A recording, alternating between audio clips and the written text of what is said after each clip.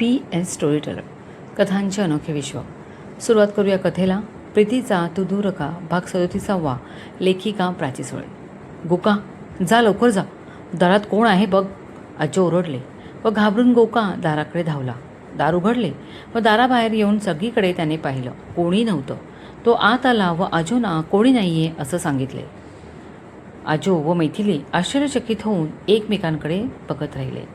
कथा पुढे सुरू.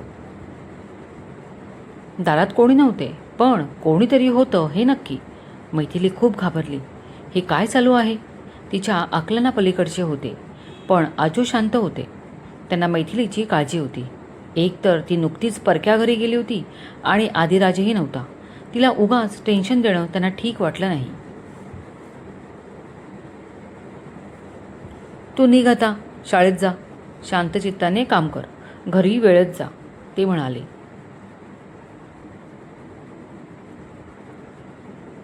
आणि डॅडींनी विचारले तर शाळेबद्दल? तर सांग, तू माझ्याशी बोलून ठरवणार आहेस. माझ्यावर सोड, काळजी करू नकोस. जमल्यास आधीला कॉल कर. आजोनी तिला नीट समजावलं. मैथिली शाळेत गेली. रोजच्या वेळेत घरी आली. हॉलमध्ये नंदिनी बसली होती.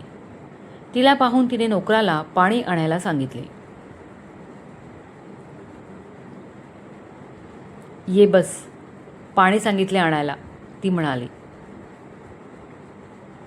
Thanks Maugham. नोकर पाणी देऊन गेला. नंदिनीने मसाला चहा आणायला सांगितले.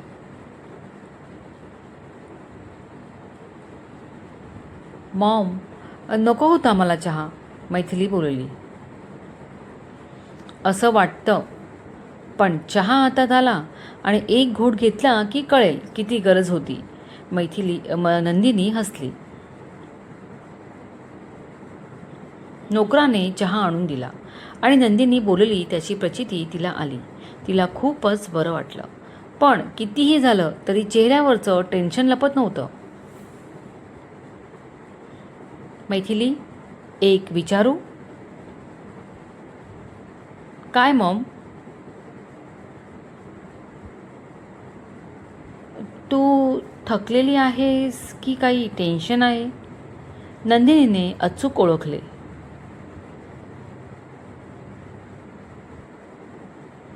मैथिली सटपटली. कसं रिॲक्ट व्हावं तिला समजलं नाही. ती काही बोलली नाही आणि नंदिनी हसली. मला माहिती आहे तुझा चेहरा का उतरला आहे. आदिराज नाही आहे ना? 2 दिवस लग्नाला झाली तुमच्या. कुठे बाहेर जाणं नाही. उलट ह्यांनी त्याला सरळ लांबच्या प्रोजेक्टवर पाठवून दिले. मला समजतंय. आज तू आधीला कॉल करशील तेव्हा बोल त्याच्याशी. त्याला जास्त दिवस तिथे लागणार असतील तर तू जा तिथे. मी बोलेन ह्यांच्याशी. मला मुळीच हे आवडलं नाही आहे. नंदिनी थोडं रागात बोलली. मॉम, तुम्ही नका टेन्शन घेऊ आणि मी ओके आहे. हां, आता आदिराज तिथे आहेत सो त्यांची आठवण येते, पण कामसुद्धा महत्त्वाचे आहे. काम आणि घर, नातीसुद्धा महत्त्वाची आहेत, नंदिनी मध्येच बोलली.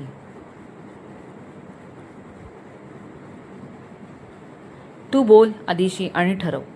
मी तुझ्यासोबत आहे. आता फ्रेश हो, जा आणि आराम कर. मी जेवणासाठी बोलावणं पाठवेन, नंदिनी मायेने बोलली.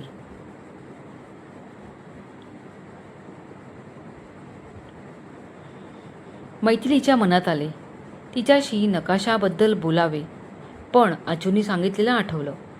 सध्या काही बोलायचं नाही, फक्त सतर्क राहायचे. ती उठली. बेडरूममध्ये येऊन दार लावून घेतले. आदिराजची प्रकर्षाने तिला आठवण आली आणि तिने तडक त्याला कॉल लावला.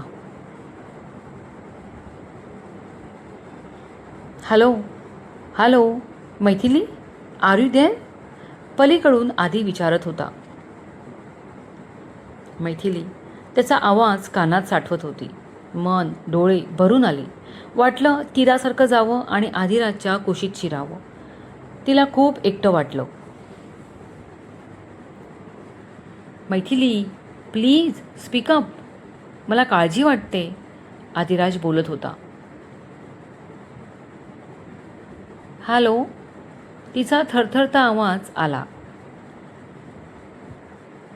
काय झाले Maithili? Talk to me please. मला तुमची खूप आठवण येते. I miss you so much. एवढं बोलून ती रडायला लागली. आदिराज हेल्पलेस होता. त्याला खूप वाईट वाटले आणि रागही आला स्वतःचा. तो का मैथिलीला असं एकटं सोडून आला? का नाही तो डॅडींना नकार देऊ शकला? Maithili, I am sorry. तुला एकटीला सोडून मी इथे आलोय. तुम्ही नका सॉरी म्हणू. कामासाठी गेलाय. पण आता यावेळी तुम्ही माझ्याजवळ असायला हवं होतं. मैथिली बोलून गेली. मैथिली, काय झालंय? तू ठीक आहेस ना? मला सांग, आदिराज बोलला. तुम्ही इथे येऊ शकत नाही का? काम संपायला किती वेळ आहे? किंवा मी येऊ का तिथे? मैथिलीच्या आवाजात अधीरता होती. बरं, ठीक आहे डिअर. मला थोडा वेळ दे. उद्या कॉल करून सांगतो. मलाही तुझी खूप आठवण येत आहे. मैथिली सुखावली. नक्की कॉल करा. मी वाट पाहते, ती बोलली. नक्की, promise. I love you, Aadi म्हणाला. I love you to.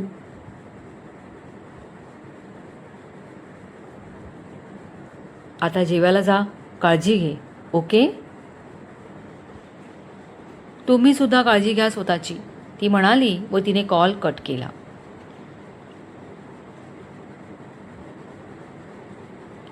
आदिराजशी बोलून मैथिली खूप रिलॅक्स झाली.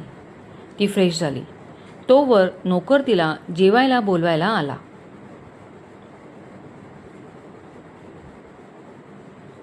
दारात कोण होता? आमचं बोलणं ऐकलं असेल का त्याने? काहीतरी समजायला हवं. जे चाललंय ते खूप भयंकर आहे. प्रश्न जर खजिन्याचा असेल तर खूप गंभीर बाब होती. दामोदरपंत बाहेर दारात उभे राहून चौफेर नजर फिरवत विचार करत होते. आजूबाजूचं बारकाईने निरीक्षण करत होते आणि त्यांच्या नजरेला ती वस्तू दिसली, गवतावर पडलेली. आजू सावकाश तिकडे निघाली. पप्पा, नक्की मी जाऊ ना शिवापूरला? काजल अखिलेश तिच्या वडिलांना विचारत होती. हो हो, नक्की. तू तिथे गेलीस तरच आपलं काम होणार आहे. ते पेपर्स घेऊन जा. व्यवस्थित वेळ पाहून आदिराजची साईन घे. हां, पण त्याने सगळे पेपर्स वाचता नाही तर प्रॉब्लेम होईल. विश्वनाथला धडा शिकवायचं माझं स्वप्न अधुरं राहील, अखिलेश म्हणाला. डोंट वरी पप्पा, मी आहे ना. Everything will be all right, तिने हसून म्हटले. शिवापूरला आदिराज एकटा आहे आणि तिला तिथे जायला मिळते हेच तिला भारी वाटत होतं. आदिराज आणि ती आणि एकांत. स्वतःशीच ती हसली आणि तिची बॅग पॅक करायला तिच्या रूममध्ये गेली. मैथिलीशी बोलल्यावर आदिराज विचार करत होता. काहीतरी विचित्र घडते. डोळ्यासमोर आहे पण नीट समजत नाही आहे. काहीतरी खूप खोलवर आहे जे वर येण्याचा प्रयत्न करत आहे. त्याने राकेशला कॉल लावला. हाय आदी, बोल. एवढ्या उशिरा कॉल केलास? राकेशने विचारले. कामच तसं महत्त्वाचे आहे.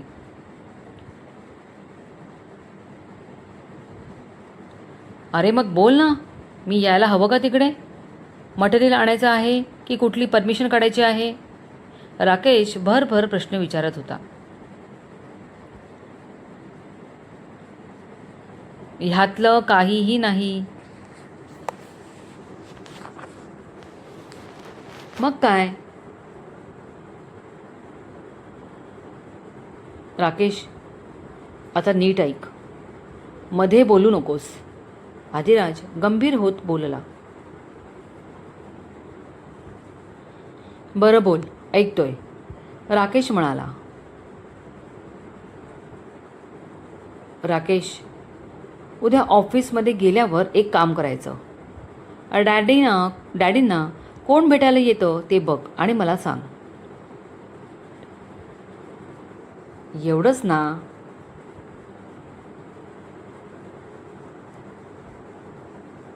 हे एवढंच नाही आहे, खूप महत्त्वाचे आहे. जमल्यास ते काय बोलतायत ते सुद्धा बघ. कोणी अनोळखी व्यक्ती येते का बघ. मी इथलं काम संपवून लवकर तिथे येतोय, पण तू लक्ष ठेव. आदिराज बोलत होता व राकेश चक्रावून गेला होता. हो ठीक आहे. आदी, एनिथिंग सिरियस? आहे पण नाही पण. आता कळणं कठीण आहे, पण तू लक्ष ठेव. चल, ठेवतो मी. आदिराजने कॉल कट केला. राकेश हातात फोन धरून तसाच उभा राहिला.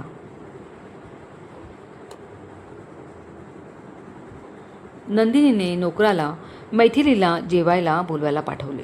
मैथिली आली. आधीशी बोलल्यामुळे तिला खूप बरे वाटले. विश्वनाथ आधीच येऊन बसला होता. नंदिनी होती. विश्वनाथला पाहिल्यावर तिला थोडंसं टेन्शन आले. नंदिनीने तिघांना जेवण वाढले.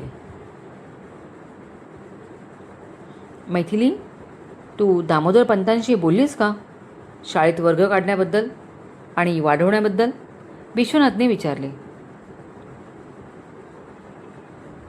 नाही डॅडी, आज कामातून वेळच नाही मिळाला. मैथिली कसं तरी बोलली. पण उद्या वेळ काढ. वर्ग तर तुला बनवावे लागणारच ना. ते आपणच करू. मी टीम पाठवून देईन, विश्वनाथ म्हणाला. नंदिनी सगळं ऐकत होती. विश्वनाथने सारखं सारखं बिझनेसचा विषय काढणं तिला आवडत नव्हते. एक तर आदिराजला लांब पाठवून दिले, वर मैथिलीला शाळेबद्दल विचारत होते. ती वैतागली. आदिराजचे शिवापूरचे काम कधी संपणार आहे? तिने विचारले. का? काय झाले? विश्वनाथने रोखून तिला विचारले.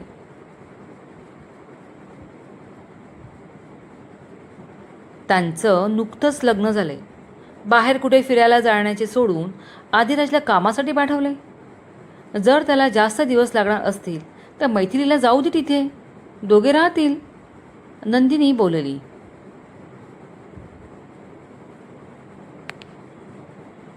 विश्वनाथ कमालीचा रागवला. जर ती एकटी असती तर नक्कीच त्याने तिला सुनावलं असतं. पण आता मैथिली समोर होती आणि तिच्यासमोर त्याची इमेज स्वच्छ ठेवायची होती. नंदिनी, तू म्हणतेस ते एकदम बरोबर आहे. मलाही आवडलं नाही आदिराजला असं अचानक पाठवायला. पण आता काळजी करू नकोस. 2 दिवसात आदिला इथे बोलावून घेतो. त्याचं काम होतच आलं असेल. जेवता जेवता विश्वनाथ बोलत होता. पण त्याचं हे ऐकून नंदिनी व मैथिलीची कळी खुलली. 2 दिवसात आदिराज येईल यानेच त्या खुश झाल्या. मैथिली तर उठून नाचेल एवढी खुश झाली. म्हणजे मला शिवापूरला जायला नको, ती मनात बोलली. बरं मैथिली, शाळेचं लवकर सांग मला. माझ्याकडे खूप कामं आहेत. हे छोटं काम मी आपली शाळा म्हणून करत आहे, विश्वनाथ उठत म्हणाला. हो डॅडी, नक्की सांगते, ती बोलली. विश्वनाथ निघून गेला. मैथिली, कुठलंही काम जबरदस्तीने करू नकोस. शाळा तुझी आणि बाबांची आहे. त्याचे निर्णय घेणं तुमच्यावर आहे. बाबांशी बोल आणि मगच ठरवा काम कोणाला द्यायचे ते, नंदिनी रोखठोक बोलली. मैथिलीला तिचं खूप अप्रूप वाटलं. तिचा नंदिनीप्रती रिस्पेक्ट अजून वाढला. जेवण करून नंदिनीला गुड नाईट करून मैथिली बेडरूममध्ये आली. तिला आदिराजाची खूप आठवण येत होती. गॅलरीत आली. बाहेर मंद थंड वारा वाहत होता. टिपूर चांदणं पडलं होतं. चंद्राचा दुधाळ प्रकाश झाडापानांवर पडला होता. सारं वातावरण मंत्रमुग्ध करत होते. तिच्या शरीरावर काटा फुलत होता व ओठी ते गाणं आले. तुझ सवे राजसा दरवळे धुंद हा वारा मदभरा प्रीतीचा तू असा दूर का. डोळे आपसूक भरून आले. ती आत आली. दार लावून घेतले. स्वतःला बेडवर झोकून दिले. आदिराजचा विचार करत झोपेची आराधना करू लागली. काजलने ती बॅग पॅक केली. आता थोडाच अवधी आणि ती आदिराजसमोर उभी राहणार होती. पप्पा, मी निघते, ती म्हणाली. आता? रात्री? हो, 12:30 पोचेन. ड्रायव्हर आहे बरोबर, तो येईल परत.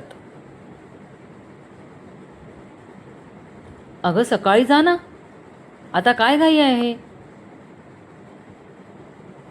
नो पप्पा, त्या आदिराजचा काही भरोसा नाही. न जाणो मैथिलीच्या आठवणीत पहाटेच निघायचा. मग आपलं काम आणि म्हणजे तुमचं काम असंच कागदावरच राहील. काजल उपहासाने बोलली. आता रात्री गेली की त्याच्याकडून सकाळी सह्या घेतेच. व्हेरी गुड, जा, पण पोचल्यावर पटकन कॉल कर. नीट जा. बाय पप्पा. काजल तिची बॅग घेऊन कारमध्ये बसली. ड्रायव्हरने कार स्टार्ट केली.